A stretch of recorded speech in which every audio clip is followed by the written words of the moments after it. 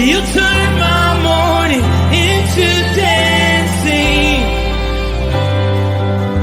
You turn my morning into dancing.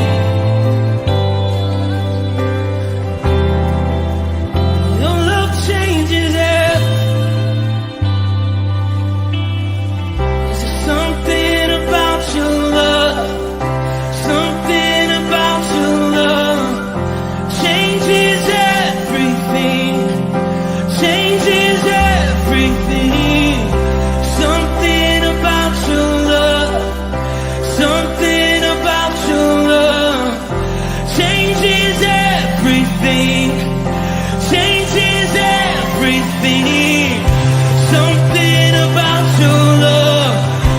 Something about your love changes everything. Changes everything. Something about your love. Something about your love changes everything. Changes everything. Something about your love. Something about your love changes everything. Changes everything.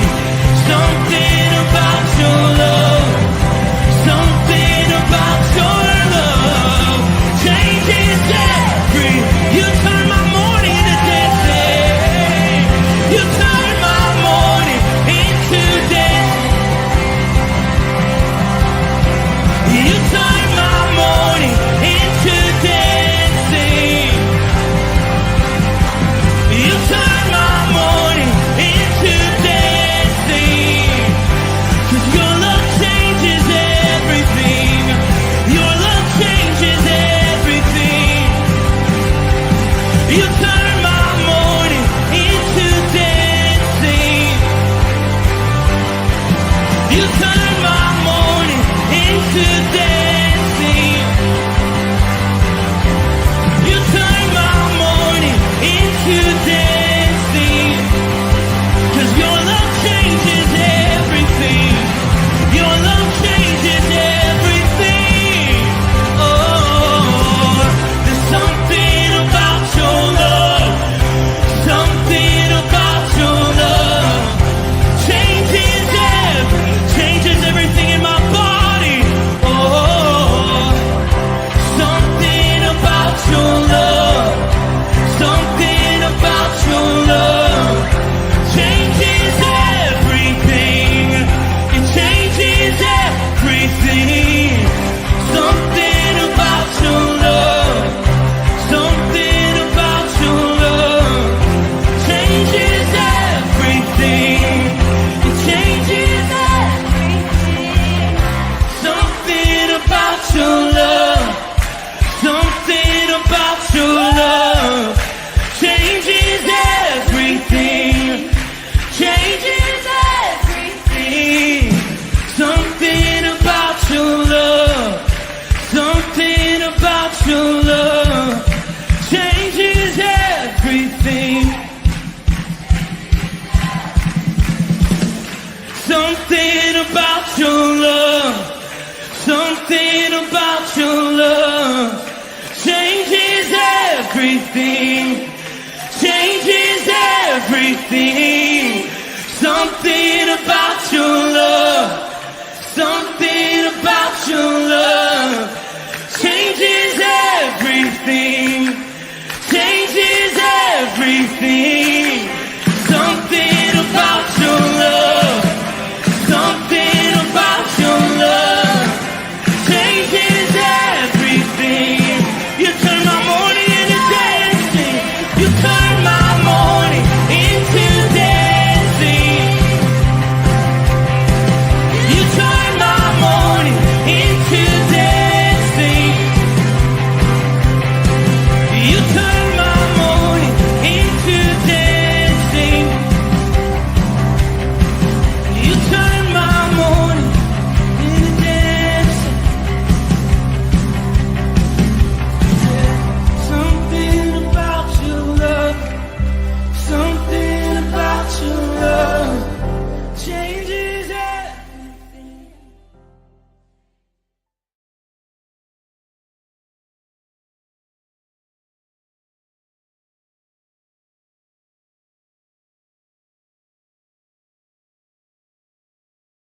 Sorry about that. Little technical issue trying to get the screen to share what I'm trying to get it to share. So sorry. Good to see you this morning. Hopefully things are well in your life. Matt Ryan, Firmly Rooted Ministries, joining you here on a Friday morning when we seem to have turned the corner towards summer weather. Hey, there we go. I got it to do it. Hopefully the summer weather's kind of got you excited too. I know it does me. All kinds of activities coming up. You got, graduation. I know Oxford's high school graduation was last night, and some of the other schools. And, this kind of time of change, but we're all, I think, itching and ready for it. Sorry, I'm kind of whited out by all this sunlight. Part of the nice part of what we're dealing with.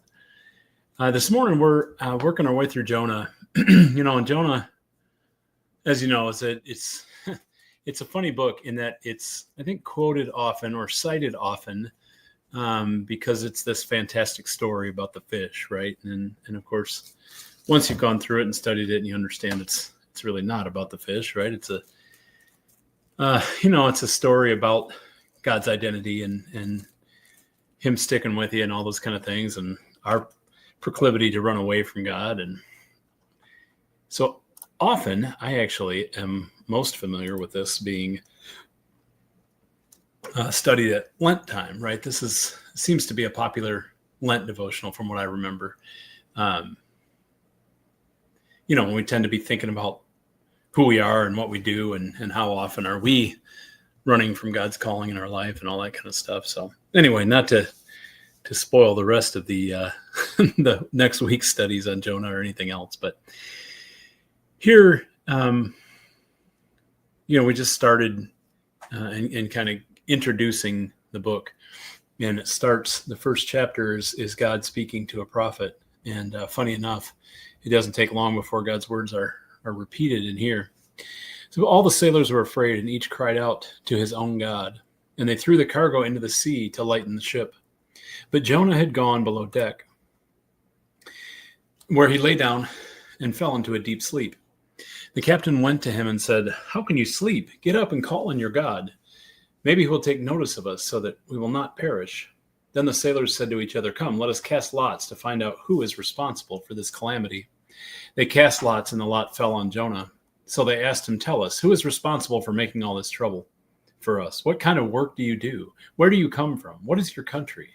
From what people are you?" He answered, "I am Hebrew, and I worship the Lord, the God of heaven, who made the sea and the dry land."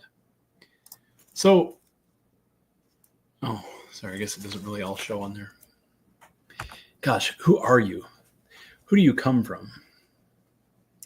It's funny imagery to think about.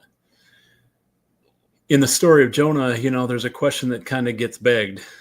Where's the gospel, right? Well, here we have, they're out on water, fishermen, who Jesus spent quite a bit of time with. Probably not the best behaved bunch. A storm comes up. And Jonah, the one who believes and follows in God, is laying there asleep. And everybody else is panicking. I hope you see where I'm going. I hope that sounds familiar as a gospel story, right? Just like Jesus in the boat when the disciples are panicking, you have the same imagery going on here. And everyone wakes them up because they're crying to their gods and realizing it ain't working. This isn't helping. So whose God is responsible? Who is it that's cursing us with this storm, right? One way to see the world, that everything is, being synthesized or controlled by a puppeteer God, right? Obviously the way that they were thinking at the time. And they cast lots, and boy, that sounds familiar too, because they did that over Jesus. And I'm not trying to mirror and say this is all the same, but there certainly are, there's parallels that it's kind of fun to pick out and say, gosh, is this foreshadowing? Is this all part of what's coming? And how often do they have these kind of corollary stories where they're, you see the same thing, the same message repeated or the same lesson repeated. So I just want you to slow down on that part and think about, in a time of terror, in a time of sure calamity, in a time when everything in this world is telling you, be scared, panic, the sky is falling, everything's bad? Are you the one that's sleeping peacefully? Are you the one who is looking for who to blame? Are you the one who's just running around overwhelmed and trips overboard? What is your tendency?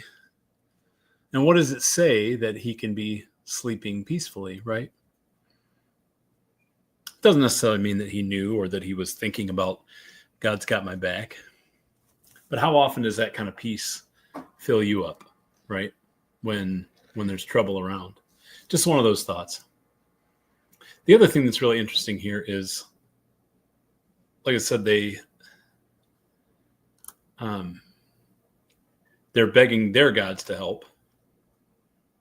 You know what? Did I read the wrong part? No, I didn't. I'm sorry. Sorry. They're begging their gods to help, and now they want to identify who Jonah's God is. How often are we asked that question? I know this is a devotional thing that comes up a lot, but who are you? Right? Who's responsible for making this trouble? Do they realize that he believes in something different? Or do they just see the peace in him and go, wait, you must believe in a God that causes this trouble because you're okay with it, right? Whatever it is, they see something different about him. What kind of work do you do? Where do you come from? Where's your country? What people are you from? All these questions. And how often do we get asked the same kind of things, right? What do you do? How often is that the first question somebody asks you? And I don't know if it's the same experience for women, but I know that in all the circles I see of networking of men, that's always the question that gets asked, right? Who are you?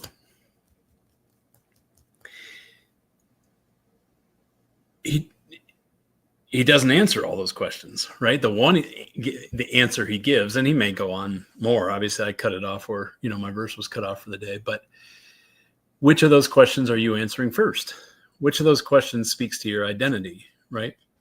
And again, I'm not necessarily praising Jonah for having some perfect answer, but isn't it interesting that the first thing he says is, oh, yeah, this is the God I follow.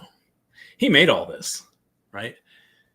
Now, of course, you gotta join on Monday to find out what he says next. I suppose you could go on and read it, but how do we react? How are we reacting in situations? How do we react to the world? How do we define ourselves? These questions are all so good to be asking and to be thinking about and pondering on.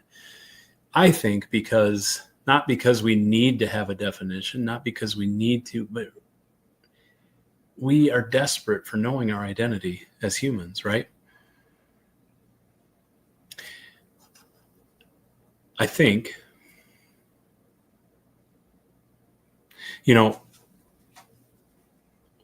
what is your first thought when you talk about your identity? What is your second and third, right? Do you talk about your profession? Do you talk about, I'm involved in this church group, I do this or that? And boy, it really seems to control a lot of everything else if you're at that perspective. So anyway, I just want to encourage you, gentlemen, to stop and think and ponder those kind of questions today. I think it's valuable that we're regularly checking in with ourselves.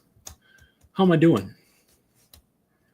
Does the world need to ask me all these questions, or do they know, right? Of course, that takes you down to they'll know we're Christians by our love, right? And there's gospel truth about being and showing and living out, being the hands and feet of Jesus, right? That, the reason I share it is because that's where this hits with me. When I start thinking about, what do you do? Who are you? Well, surely you should know. You should see me, right? You should see evidence in my life. So that's a good place, I think, to be encouraging ourselves to go, okay, is there enough evidence in my life? Do people have to ask me who my God is and why I'm comfortable sleeping when there's a storm, right? Do I live out as though I have that peace? There's no right answer, right? Just something worth thinking about, right? Sometimes I just sits and thinks. I don't remember what, I think that was a Shel Silverstein poem, but I don't know, man. I don't really have a close to that. I just kind of want to get you thinking and say it's always good to check in on ourselves, right? Where am I at? How am I doing? Am I even taking care of myself enough to be building myself up in this way, right? Am I week after week and month after month and year after year, am I seeing growth and improvement? Are things getting better?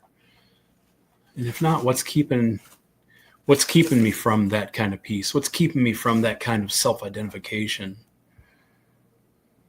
And sometimes it's really hard to find those answers, but if you're not spending time being intentional and thinking about it, it's probably not going to just pop in your head.